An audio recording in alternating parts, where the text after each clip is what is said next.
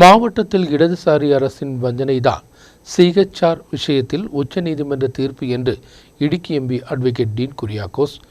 இதே நிலை தொடர்ந்தால் நாட்டில் மிகப்பெரிய குடியிறக்கம் நாடு சாட்சியாக மாறும் என்றும் எம்பி தெரிவித்துள்ளார்.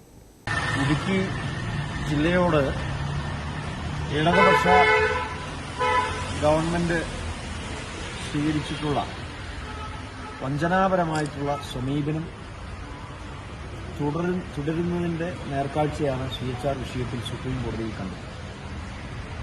സുപ്രീം കോടതിയിൽ നിന്നും ഇത്തരത്തിലുള്ള ഒരു വിധി ജില്ലയ്ക്കെതിരായി പുറപ്പെടുവിക്കാൻ കാരണം ഇടതു സർക്കാരിന്റെ നിരുത്തരവാദപരമായ സമീപനമാണ്. എന്തുകൊണ്ടെന്നാൽ നേരത്തെ തന്നെ ഇത്തരം ഒരു സാഹചര്യം മുൻകൂട്ടി കണ്ടുകൊണ്ട് MP എന്നുള്ള നിലയിൽ ഞാൻ ഉൾപ്പെടെ പ്രതിപക്ഷ രാഷ്ട്രീയ പ്രസ്ഥാനങ്ങളെല്ലാം സർക്കാരിന് മുന്നറിയിപ്പ് നൽകിയതാണ്. ആ വേളയിലെല്ലാം ഇടതു നേതാക്കന്മാർ, പ്രത്യേകിച്ചും ജില്ലയിൽ നിന്നുമുള്ള മന്ത്രി ഉൾപ്പെടെയുള്ള ആളുകൾ നാടിനോട് പറഞ്ഞത് ഐക്യജനാധിപത്യ മുന്നണിയുടെ നേതാക്കന്മാർ തെറ്റിദ്ധരിപ്പിക്കുന്നു. സർക്കാർ ഏറ്റവും ഉത്തരവാദിത്വത്തോടുകൂടി തന്നെ CHR വിഷയം സുപ്രീം കോടതിയിൽ കൈകാര്യം ചെയ്യും എന്നായിരുന്നു.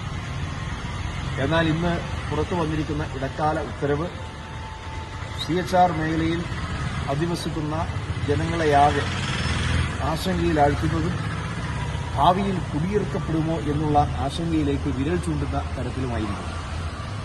ഇത് അംഗീകരിക്കാൻ സാധ്യമല്ല. ഏതെങ്കിലും തരത്തിൽ ഇനി അന്തിമമായ വിധിയും ഈ ഒരു തരത്തിലാണ് വരുന്നത് എങ്കിൽ കേരളം കണ്ട ഏറ്റവും വലിയ കുടിയിറക്കിനായിരിക്കും സാക്ഷ്യം വഹിക്കാൻ പോവുക. അതിന്റെ ഉത്തരവാദിത്വം ഇടതുപക്ഷ ഗവൺമെന്റിനായിരിക്കും. ശക്തമായ പ്രതിഷേധം ഇങ്ങനെ ഇരന്നു വാങ്ങിയ ഈ മനുഷ്യത്വ വിരുദ്ധമായ വിധി പ്രസ്താവന അതിനെതിരെയും അത് സൃഷ്ടിച്ച ഇടതുപക്ഷ ഗവൺമെന്റിനെതിരെയും എല്ലാ മേഖലയിലും സമരപരിപാടികൾ ഐക്യജനാധിപത്യ മുന്നണി ആസൂത്രണം ചെയ്യും. ജനപ്രതിനിധി എന്നുള്ള നിലയിൽ ആ സമരപരിപാടികളോടൊപ്പം ഞാനും ഉണ്ടായിരിക്കും എന്ന് ഈ ഘട്ടത്തിൽ അറിയിക്കുകയാണ്. ഇടുക്കിയിലെ ജനങ്ങൾക്ക് ആശങ്ക ഉളവാക്കുന്ന യാതൊരു നടപടിയും ഉണ്ടാകാൻ പാടില്ല.